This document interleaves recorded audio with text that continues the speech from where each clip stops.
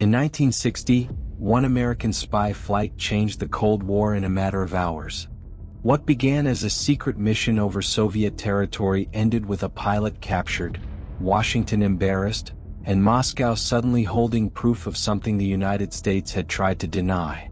This was not just the loss of an aircraft. It was the moment one of America's most sensitive intelligence operations became an international crisis. To understand why this mattered so much, you have to understand the fear that shaped the early Cold War. The United States was dealing with a rival that was secretive, heavily armed, and difficult to read. American officials did not just worry about Soviet intentions. They worried about Soviet capabilities. How many bombers did the Soviets really have? How advanced were their missile programs? How quickly were they closing the gap? In a world like that, uncertainty was dangerous. That uncertainty is what made the U-2 so valuable. The aircraft was built to fly at extreme altitudes and gather intelligence the United States could not get any other way. It gave Washington a rare chance to look directly into Soviet territory, study airfields, missile infrastructure and military expansion, and replace fear with evidence. For a time, it seemed like exactly the tool America needed. But every one of those missions carried risk. Flying over Soviet territory was not a symbolic act.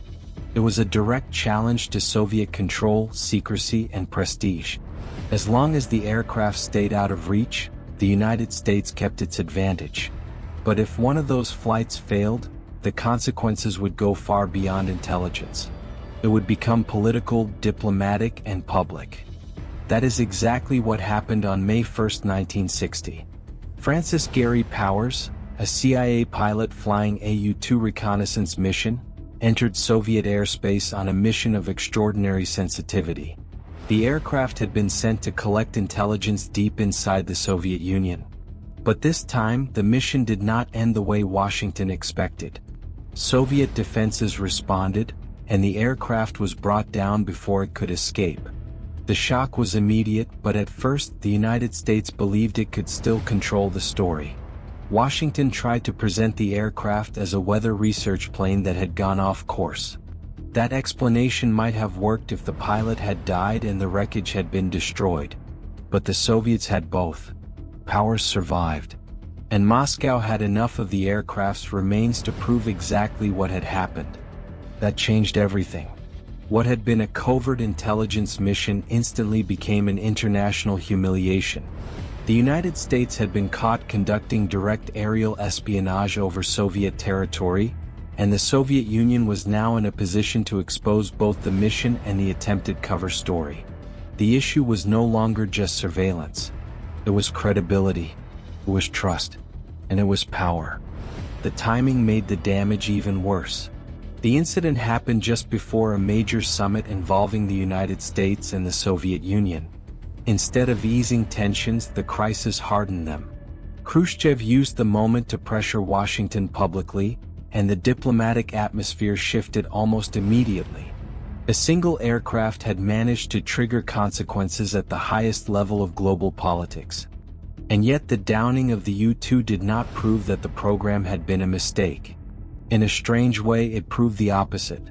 The political fallout was so severe because the missions mattered so much. The aircraft had become one of the most important tools in American intelligence. It had helped Washington better understand Soviet capabilities, challenge exaggerated fears, and make decisions with stronger evidence.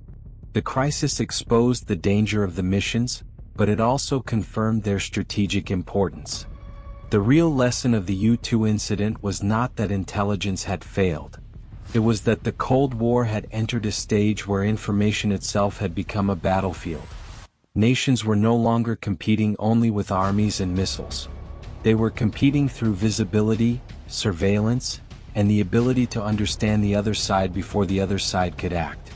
When the Soviets shot down America's spy plane, they did more than stop a mission.